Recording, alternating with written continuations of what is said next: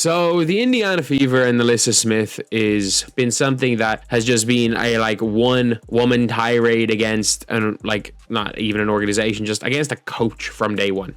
Nalyssa Smith fired from Team Fever for assaulting players in China.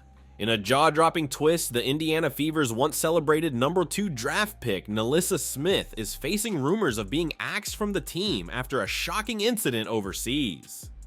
So Nalyssa Smith is in China right now, and Nalyssa Smith almost started a freaking brawl in her first game in China, which is like madness. Smith, who was supposed to lead the Fever to victory, has spiraled from fan favorite to controversy magnet. Allegations of heated altercations with players in China have surfaced, marking the latest chapter in a series of issues. We are looking in her first game, Nalyssa Smith starting a freaking brawl in China. And like that's something that is just, it's mental. Like she's lasted one game. People are like, oh, she's not gonna last long over there. I mean, fair. But this drama isn't just about one incident. Smith's performance has been sliding, and her off-court antics have pushed the Fever's patience to the breaking point. One of the most frustrating things is that she is a very, very talented player. Her talent didn't match her production. Team insiders are now distancing her from the Fever's future, built around stars like Caitlin Clark, Aaliyah Boston, and Kelsey Mitchell. Smith's struggle to fit in, combined with her family stirring trouble on social media, has left fans and teammates frustrated. Because I think if she stays with the Fever, she is out of the league, and she's out of the league within 2 years. And with Coach Stephanie White's thinly veiled remarks about needing players who embrace their roles, it seems like the Fever is preparing to move on without Smith. Could a trade involving Satu Sabali be the final nail in the coffin? But the reality is that to be a member of the Fever, to play in a big market, you can be a big fish in a small market. You can be a hooper. In fairness, like, you don't average 15 and 10 if you've got no talent. Stick around, because we're diving into the wild details of how this promising star turned into a ticking time bomb for the Fever. Nalyssa Smith's career with the Indiana Fever began with sky-high expectations. Touch wood, everything's good. She played well. I do have to say, Nalyssa Smith did play well in the game. I watched clips. I watched what I could of the game. She did play well, but like, she should play well. It's the CBA.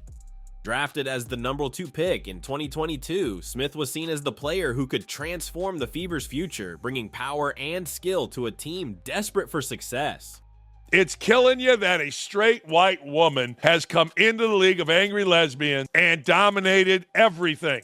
Fans and analysts alike believed Smith had the talent and drive to be a leading force. But fast forward to today, and that vision has drastically shifted. Her game has taken a steep nosedive, with her stats plummeting across the board and her impact dwindling to almost nothing. Her defense, once promising, has become a weak link. So much so that when she's on the bench, the Fever's defense actually improves. A player once seen as a rising star is now becoming more of a liability than an asset.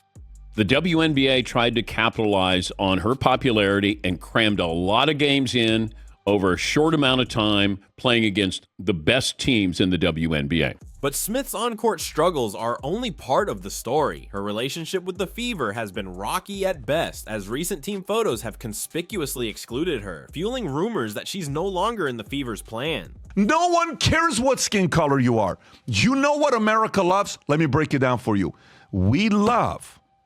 We absolutely love one thing. You know what it is? Underdogs. We don't care about your color. We don't care if you're married, single, divorced. We don't care about anything. We love humble underdogs. We just do. Coach Stephanie White's recent remarks about needing players who embrace their roles have been interpreted as a direct critique of Smith, hinting at her reluctance to fit into a team-oriented framework. There's a hunger and a desire to win, but there's also something that's very poised and calming about doing it at home with the people that you love and the people that you want to go to battle with every single day. The Fever's core trio, Caitlin Clark, Aaliyah Boston, and Kelsey Mitchell, has made it clear they're focused on teamwork and building a winning culture. Meanwhile, Smith's insistence on standing out as the main attraction clashes with this vision. When you think about the great point guards and post players that our game, not just our league, but our game has seen, they are going to go down as the greatest. And I'm excited about the opportunity to work with them. I'm excited about the opportunity that we have to build, creating an undeniable rift within the team. Off the court, things are just as turbulent. Smith's family, including her brother and girlfriend, have caused a media storm with their public criticism of the Fever, attacking coaches, players, and fans alike. not even an organization, just against a coach from day one. Whether it be herself, her brother, her mom, everything between Nalyssa Smith and the Fever has been against. Social media has become a battleground, with Smith's family stirring up tension and frustration within the organization. Fans are fed up with the ongoing drama, and teammates are left to deal with the fallout. As the Fever looks to solidify a unified, focused team, Smith's family-fueled controversies are becoming an unbearable distraction. Someone just said, don't act dumb. 14 pushed her first. 14 did not push. There's like two players that are kind of tussling with each other. Like kind of an overly aggressive box out. Pushing her further from a future with the team, and with trade rumors swirling around names like Satu Sabali, the Fever may already be laying the groundwork for a future without Nalyssa Smith. Caitlin Clark has been the best thing, the most dominant thing to happen to the WNBA ever. Remember, there's been good players come out of college, but nobody really cared. We'd seen it. Nobody really cared. Beyond her struggles with performance and team fit, Smith's recent behavior overseas has only intensified the controversy. Reports of altercations with other players during her time in China have set off alarm bells within the Fever organization.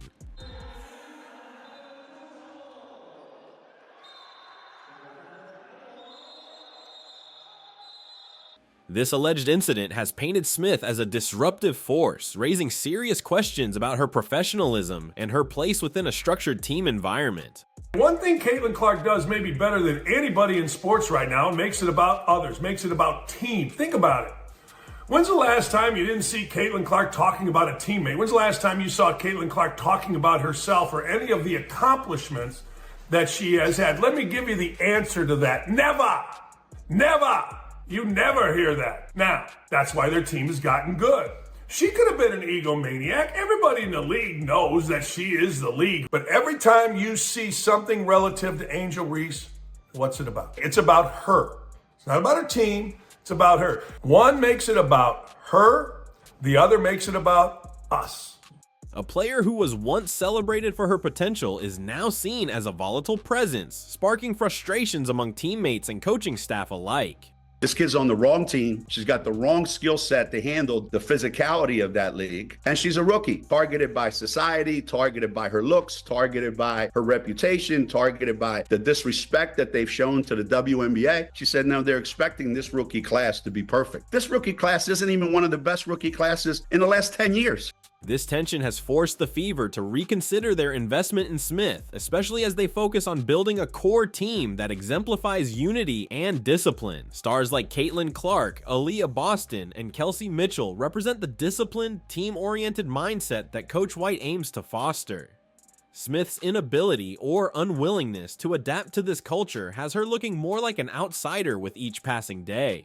There's a lot of appropriate attention on Caitlin Clark and the Indiana Fever, and we found out that the Fever Storm game from over the weekend drew 2.2 million viewers, which is massive. The WNBA has 18 games this season where they've had more than 1 million viewers average, and 16 of those 18 have featured Caitlin Clark. So you cannot deny the connectivity of Caitlin Clark playing basketball and people wanting to watch. If she's playing, they will come, they will watch the game. White's statements about wanting players who embrace their roles seem pointedly directed at Smith, underlining her apparent reluctance to fit into a system centered on teamwork rather than individual accolades. Meanwhile, trade rumors are heating up, and insiders suggest that the Fever may already be exploring options to offload Smith. One name repeatedly mentioned in potential deals is Satu Sabali, a player whose style and mentality better align with the Fever's goals. This shift is more than just a trade rumor. It's a clear signal that the Fever is actively working to distance itself from Smith's drama. Caitlin Clark was the gift that kept on giving. Absolutely 1,000% kept on giving. And while she was doing this, I told you that even boys, men, are going to figure out, hey, wait a second, I'm kind of digging this. Not for her looks, not Angel Reese taking off her topper, showing her ass, or whatever she's doing. No, Caitlin Clark's game resonated. Caitlin Clark's rivalry with Reese resonated. It resonated with me, which means it resonates with men. Real men. With a trade on the horizon, it's becoming increasingly obvious that Smith's days with the Fever may be numbered, leaving her to face the reality of a career that has taken a drastic turn from what was once envisioned. There is a lot of appropriate attention on Caitlin Clark and the Indiana Fever, and we found out that the Fever Storm game from over the weekend drew 2.2 million viewers, which is massive. The WNBA has 18 games this season where they've had more than 1 million viewers average, and 16 of those 18 have featured Caitlin Clark. So you cannot deny the connectivity of Caitlin Clark playing basketball and people wanting to watch. If she's playing, they will come, they will watch the game. As if her declining play and off-court controversies weren't enough, Smith's issues have been magnified by her refusal to take on a role that supports the team rather than elevating her own status. Unlike core players Caitlin Clark, Aaliyah Boston, and Kelsey Mitchell, each committed to their roles within the Fever's framework, Smith has struggled to adapt to a position that isn't about being the center of attention. Her ambitions clash sharply with the Fever's needs, as her insistence on being a primary option has made her more of a misfit in a team looking for cohesion and collaboration. You're the number one pick. People are going to go after you because they see greatness in you. Dijon the Spice Carrington called Caitlin Clark out, mocked her, and other times. The only league that I know of where Dijon the Spice Carrington is engaged to the power forward on the Indiana Fever, Nalyssa, whatever the hell her name is, Smith, Jones, whatever the hell her name is. I think it's Smith. They're engaged, and they're competing against each other. Her challenges with adapting to a supporting role have become yet another roadblock to her future with the Fever. Adding to the tension, Smith's defensive lapses have become a focal point of criticism. Her low defensive stats, paired with an apparent lack of focus on the court, have made her a liability rather than a strength. When she's on the bench, the Fever's defense statistically improves, underscoring her lack of impact. For a player once anticipated to bring stability and strength, Smith's struggle with defensive fundamentals is more than just disappointing. It's unacceptable for a team with playoff aspirations. The Fever simply cannot rely on a player whose performance is hurting their progress and whose attitude shows little willingness to adapt. And with trade rumors intensifying, it seems the Fever is ready to take action. Caitlin Clark is just such a class act. She was incredible, breaking all types of records, and that's something she was certainly proud of. We saw lots of smiles on the court. Insiders report that Smith's name has been floated in trade talks for more team-oriented players, with Satu Sabali often mentioned as a potential replacement. Such a trade would not only clear the drama surrounding Smith, but bring in someone more aligned with the Fever's vision of a united team focused on collective success. Smith's refusal to evolve within the Fever system may soon be the reason she finds herself on the outside looking in, as the Fever looks to build around those who prioritize team goals over personal ambition. Caitlin is the face right now, and that's also good. Like, she's selling out gyms, of course. Like, why would you hate against that? We saw dirty play after dirty play on Caitlin Clark, and still, she just handled every single situation with the highest levels of dignity. Nalyssa Smith's story with the Indiana Fever appears to be reaching an inevitable conclusion. Once a promising star with a bright future, she now finds herself overshadowed by controversies, team tensions, and trade rumors. As the Fever moves forward with core players like Caitlin Clark, Aaliyah Boston, and Kelsey Mitchell, who embody the dedication and unity the team values, it's clear that Smith no longer fits within that vision. Her refusal to embrace a supportive role, combined with off-court issues, has only distanced her further from the organization. So will Smith be able to turn things around, or is her departure from the Fever all but certain? You know, for whatever reason, they decide to get themselves involved, whether it is actually malintent or maybe they just want to get themselves in the headline. A lot of players got the spotlight this season because of Caitlin Clark, not to mention just overall Caitlin Clark brought millions, literally, more eyeballs to the league this season. With a potential trade looming, her next steps could define her career's future path, for better or worse. Drop your thoughts in the comments below, and don't forget to subscribe for the latest updates on this unfolding WNBA drama. This story is far from over, and you won't want to miss what comes next. Caitlin Clark, what she's doing doesn't minimize what they've done, but we should have been giving her the credit. We saw the ratings, we saw the merchandise sales, we saw the attendance, but y'all want to make it about something else. Oh, what about the women that laid the foundation? What about this? What about it? That ain't got nothing to do with Caitlin Clark. Caitlin Clark is box office. She's doing this. And instead of giving her credit, y'all tried to make it about, oh, y'all poo-pooing the old guard. Y'all never talked about the old guard like this. Nah, I ain't gonna let it slide. If you're ready to dive into the latest and greatest moments in women's basketball, you're in the right place. Here on WNBA Original, we cover everything from breaking news to inspiring stories, bringing you closer to the action and the players who make it all happen. she's going to break records nonstop for the next couple years. Don't forget to hit subscribe and turn on notifications so you'll always be the first to know what's happening on and off the court. Thanks for watching, and stay tuned for more from WNBA Originals.